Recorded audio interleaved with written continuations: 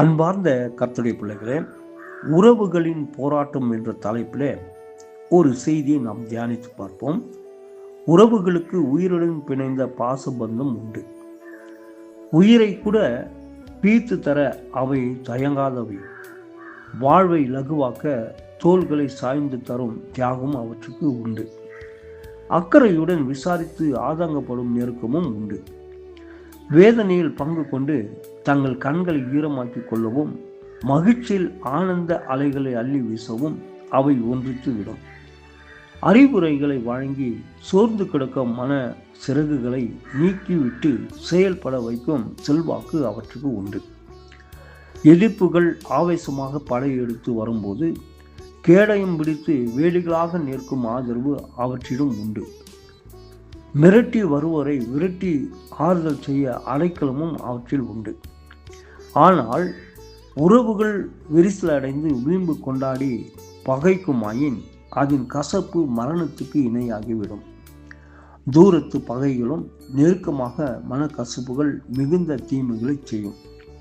சும்மா இருந்த முதுகுக்கு அவை சுமைகளாகிவிடும். உறவு சுமைகளால் இதயம் கனக்க தொடங்கினால் வாழ்வே கசக்க தொடங்கும்.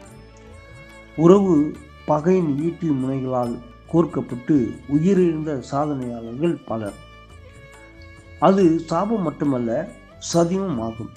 நெருங்கியோர் வைக்கும் கண்ணிகளால் இடராதோர் அபூர்வமே.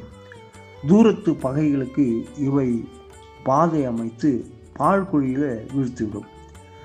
அவர்கள் தீமையில எழும்பி கொக்கரிப்பு மிகுந்த வேதனையில் நொந்துர வைக்கும். ஒபேதியா நூலிலும் இதன் சுவடுகளையே வாசிக்கிறோம். ஏதோமியர் ஈசாக்கின் முதன் மகனான ஏசாவின் மரபினர். இஸ்ரவேலர் ஈசாக்கின் இரண்டாம் மகனான யாக்கோபின் வழிமரபினர்.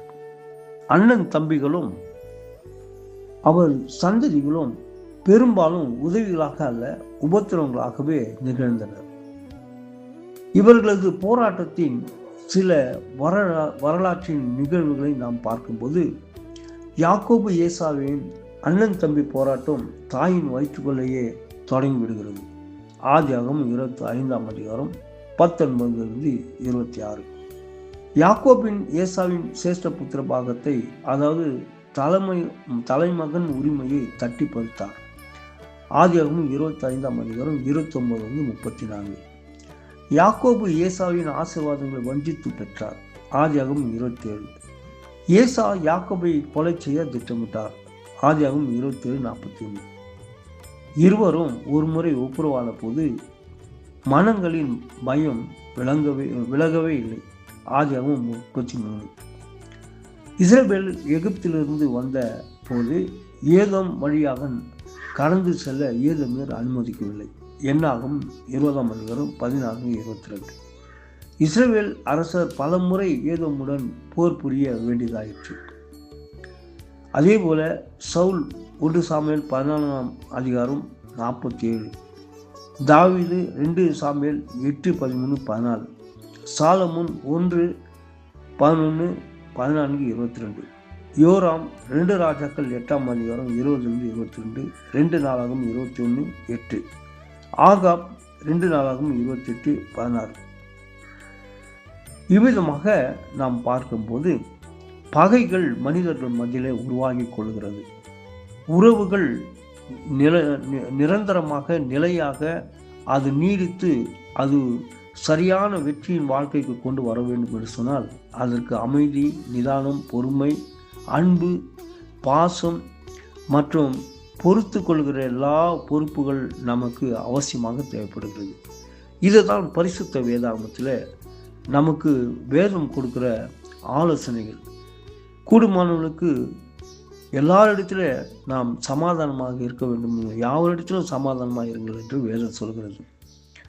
நம்முடைய ஆண்டவராகிய இயேசு கிறிஸ்து, உங்களுக்கு நான் சமாதானத்தை விட்டு போகிறேன், என்னுடைய சமாதானத்தை வைக்கிறேன் என்று சொல்லி அங்கு ஆண்டவர் நமக்கு சமாதானத்தை அவர் அள்ளி வழங்குகிறார். அது மாத்திரமல்லாமல் சாந்தமுள்ளவர்கள் பாக்கியவான்கள், அவர்கள் பூமியை சுதந்திரித்துக் கொள்வார்கள் என்று சொல்லி சாந்தத்தை குறித்து அதிகமாக ஆண்டவராகிய இயேசு கிறிஸ்து போதிக்கிறார். இவ்விதமாக சாந்தம், அமைதி, பொறுமை, நிதானம், அன்பு, பாசத்தை ஒவ்வொரு மக்களும் தன்னுடைய வாழ்க்கையில அதை உறுதிப்படுத்தி எந்த சூழ்நிலையிலும் பகைகளை நாம் வெறுத்து பகையாய் ஜீவிக்காதபடி ஒருவரை ஒருவர் மன்னித்து ஒருவர் பாரத்தை ஒரு சுமந்து கிறிஸ்துவுடைய பிரமாணத்தை நிறைவேற்றி சமாதானத்தோடு இந்த பூமியில உறவுகளை நாம் அது வளர்த்து கொள்வதற்கு கர்த்தருடைய வேதம் அவருடைய வார்த்தை நமக்கு அறிவுரையாக சொல்கிறது. ஆகவே குடும்பங்களிலும் பொது வாழ்க்கையிலும் சமுதாயத்திலும் தனிப்பட்ட எல்லா சூழ்நிலையில நாம் உறவுகளை வளர்த்து கொள்ள நம்மை ஒப்பு கொடுப்போம். உறவுகளை வளர்த்து கொள்ளும் போதுதான் நமக்கு ஆரோக்கியமும் மனரம்யமும் நம்முடைய வாழ்க்கையில் ஒரு நிதானமும் சமாதானமும் பொறுமை உண்டாகிறது. ஆக உறவுகளை நாம் வளர்த்து கொள்வோம். கர்த்தர் நம்மை ஆசீர்வதிப்பாராக. ஆமென்.